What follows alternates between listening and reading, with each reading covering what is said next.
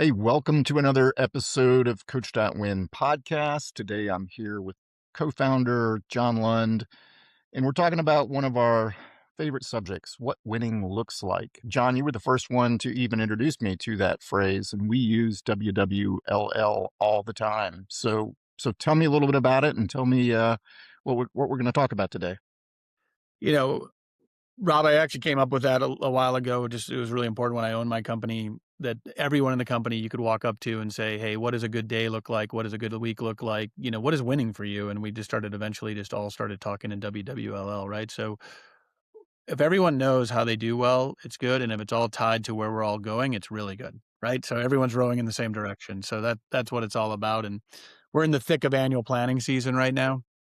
And so I know you do it similar to me, but we want to first crystallize like what is that 3 year, 5 year, what winning looks like for what does it mean, right? Are we going to have more locations? Are we going to have the growth? Are we going to have better customer satisfaction? What does that really mean? So everyone is very clear on that 3 to 5 years. So that's where I start on making sure on annual planning or reviewing the 3 to 5 year and knocking that down. What do you look for in that beginning part of the annual?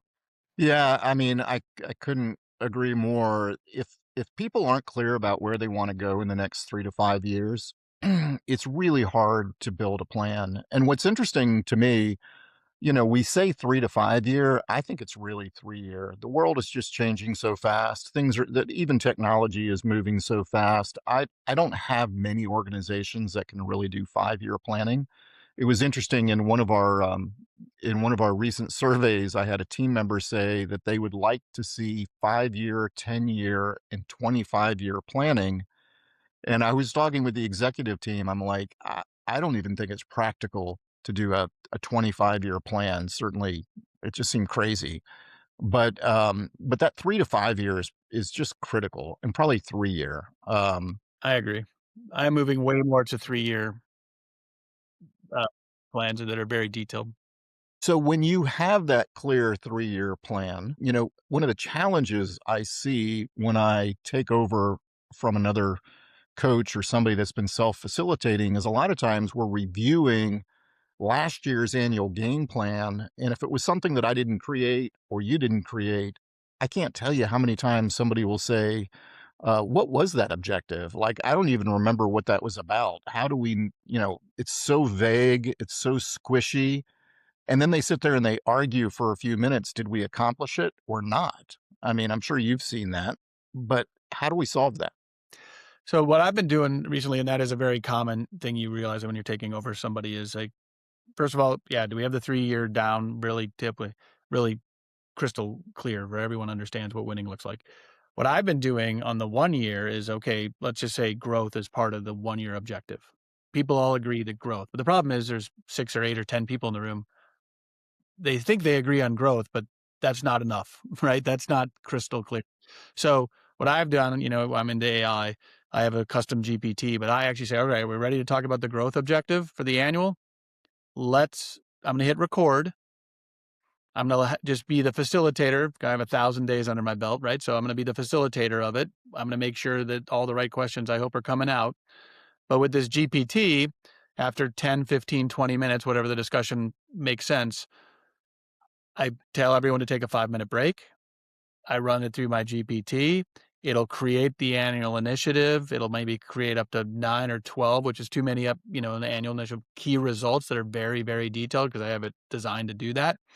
But it'll also say, hey, here's 3 to 7 questions that probably should have been asked.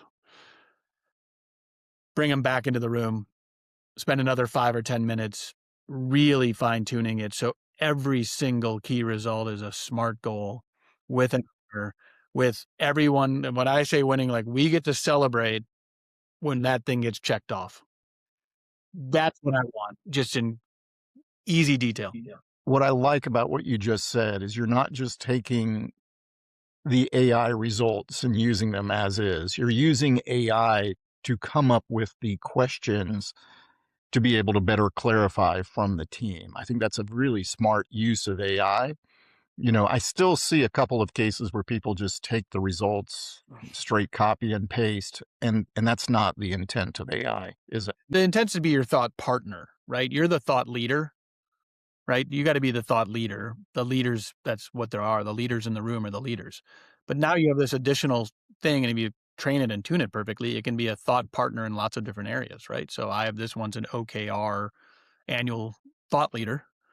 So we want to make sure that you have very smart goals so people can really know when to celebrate. You can also set it up for scorecards so they really know when to help.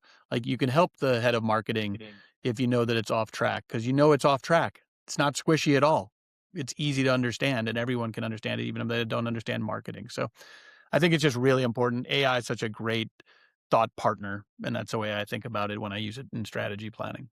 Yeah, and you said something else that I think is really important. You and I are both big believers in the OKRs. Having the objective, something that's a rallying cry that everybody can kind of follow, but then having key results to back it up that are all measurable metrics to be able to say, yes, how did we know that was done? And I still see things like, hey, we're going to implement a new CRM this year. Well, why?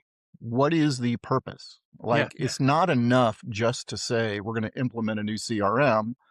What are the key results we're expecting from it? Better accuracy on our prospect list, fewer bounces on our emails.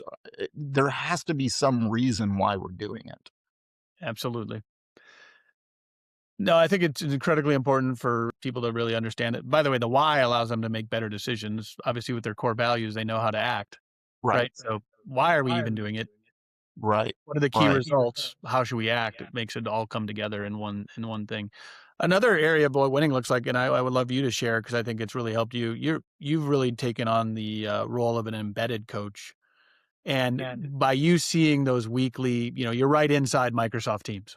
Right. I'm there, part of the team. I'm part of the chats. I'm part of the meetings, and it makes it so much easier to really get a pulse of what's going on day to day. I see the dashboards on a regular basis, just like everybody else. It really does make a difference. And I was going to say part of what I've been doing with most of my clients, when you're building an annual objective and you're really defining what winning looks like for the year, it's important to take the time to really think it through.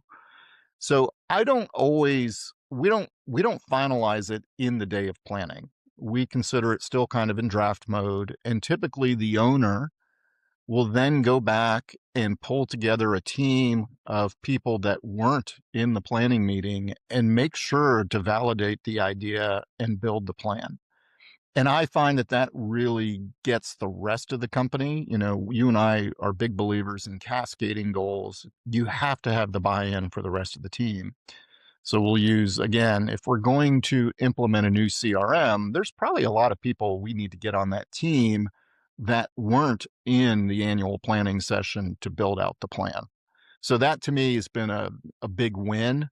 And then we will typically come back a couple of weeks later, it might be a remote meeting, but we'll have them actually present the plan, and the rest of the executive team has a chance to kind of give some feedback. And it's amazing, we do these 2-day offsites for annual planning. At the end of day 2, everybody's exhausted. So sometimes it's nice to take 2 weeks and really think about it and see if there was anything that maybe we missed or overthought. Yeah. I'm sure you've seen the same thing. I see the same thing. And one thing I really like about that, when them they've come back and present the plan, is, let's say there's 3, 4, or 5 annual objectives. In the meeting, maybe they didn't put together, like, wait a minute, I'm on 3 of those with a lot of lift during that time between building the plan. They either got to figure out how to delegate it or get it off, because that's above and beyond what they can actually get done. So it gives them a little time to think too, because you don't want to set people up for failure, right? Like, it just, wait a minute, I can't be in charge of 3 key things that are all going to be taking 5 hours a week. I have my actual job as head of sales, right? So we want to make sure that it gives some time for processing and alignment. Again, we want to set people up for success. We want to celebrate when they hit it. We want to help them when they're behind a little bit by removing roadblocks. That's part of our role. And I love your embedded coach, because you also can keep them, if they're drifting slightly during the quarter, you'll see it. Yeah, absolutely. No, it's, the other part of this that you and I have both embraced, and you just recorded a great podcast on it, team flex. Like, how do we then make sure that people are executing and doing what they said they're going to do? And so the TeamFlex tool inside of Microsoft Teams is just a great way to be able to see the progress. I just did a planning this week where we were reviewing the game film. We pulled up TeamFlex, and it was just so easy to be able to see what people committed to 90 days ago. There's a description, there's clear task, it's tied to a planner board. And people, we can quickly go through and say, yes, did they get it done or did they not? And if you didn't get it done, why? What Right. did we miss? And it's just so valuable of a tool. Your thoughts on TeamFlex?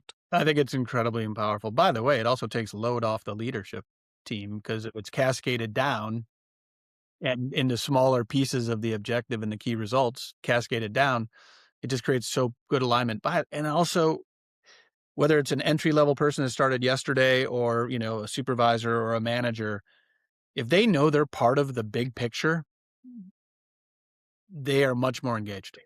Absolutely. And again, that's the owner's mindset that you were talking about with Byron just a Yes. few weeks ago. Another great podcast. If you haven't listened to, um, so many times I have people say, "Yeah, I want my employees to act more like owners." That's harder. That's a harder challenge than it sounds. And I love Byron's approach to that. Yep. And that'll be a little foreshadowing for our next podcast because we're going to do one on how do you have AI help your people have a more strategic mindset, strategic problem solving that's all focused on what winning looks like. So they're solving problems or coming with the solutions at least to you, not coming and say, "Hey, Rob, I have a problem." No, "Hey, Rob, I've thought through this. This is how I've thought through. I've narrowed it down to two. I'd like your opinion on the two possible solutions for this." And AI can lift up all your people to do that. And so look forward to that on our next podcast. Thank It's you for fun. your time, John. Thank you, Rob.